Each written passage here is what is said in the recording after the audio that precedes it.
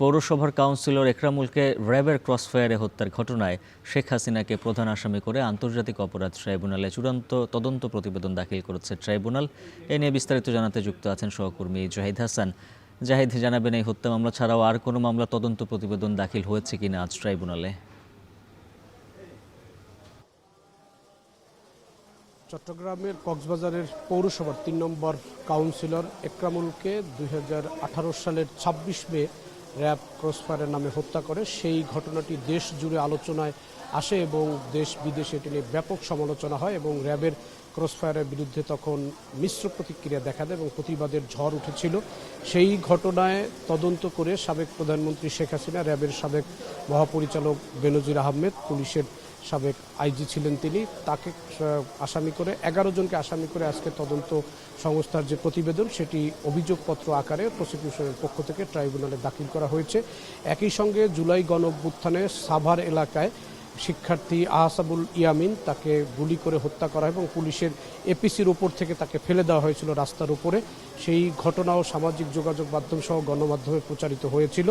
সেই ঘটনার মামলায় ১৯ জনকে আসামি করে একটি তদন্ত প্রতিবেদন তদন্ত সংস্থা থেকে জমা দেওয়ার পরে সেটি যাচাই বাছাই করে প্রসিকিউশন পক্ষ থেকে ট্রাইব্যুনাল অভিযোগপত্র আকারে দাখিল করেছে এবং এই ইয়ামিন হত্যা মামলায় সাভার এলাকার যে সাবেক এমপি সাইফুল ইসলাম, যিনি ৬ জনকে পুড়িয়ে হত্যার মামলারও আসামি ছিলেন এবং তাকে মৃত্যুদণ্ড দেওয়া হয়েছে ওই মামলায়। সাইফুল ইসলাম সহ ১৯ জনকে আসামি করা হয়েছে। এর মধ্যে পুলিশের ঢাকা জেলার তৎকালীন কর্মকর্তা সহ সাভার আশুলিয়া এলাকার পুলিশের বেশ কিছু কর্মকর্তারা এই মামলার আসামি রয়েছেন। অনেক আসামি পলাতক থাকার কারণে প্রসিকিউশনের পক্ষ থেকে কৌশলগত কারণেই সব আসামিদের নাম প্রকাশ করা হচ্ছে না। এর আগেও আমরা দেখেছি যে যারা পলাতক থাকেন তাদের নামগুলো গণমাধ্যমে দেয়া হয় না।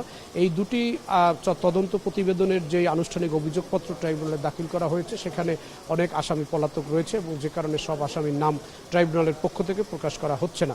এই দুইটি অভিযোগ আজকে আদালতে ট্রাইব্যুনাল উপস্থাপন করা হয়েছে। একই সঙ্গে আওয়ামী লীগের সাধারণ সম্পাদক এবং আওয়ামী লীগের নেতা আফামা বাহাউদ্দিন নাসিম এবং আরাফাত সহ ৭ জনের বিরুদ্ধে একটি মামলা চলছে। সেই মামলায় আজকে সাক্ষ্য গ্রহণ রয়েছে এবং সেই মামলায় সাক্ষী দিচ্ছেন সাংবাদিক কায়সার, তিনি এই আশরাফ কায়সার, তিনি এই মামলায় সাক্ষী দিচ্ছেন এবং এছাড়া জিয়াউল আহসানের মামলায় একটি সাক্ষ্য গ্রহণ রয়েছে। সবকিছু মিলে আন্তর্জাতিক অপরাধ ট্রাইব্যুনাল যে প্রায় ২০ দিনের মতো বন্ধ ছিল, সেই বন্ধের পরে আন্তর্জাতিক অপরাধ ট্রাইব্যুনাল কার্যক্রম শুরু হওয়ার পরেই কিন্তু মামলাগুলো জোরসোরে চলতে শুরু করেছে।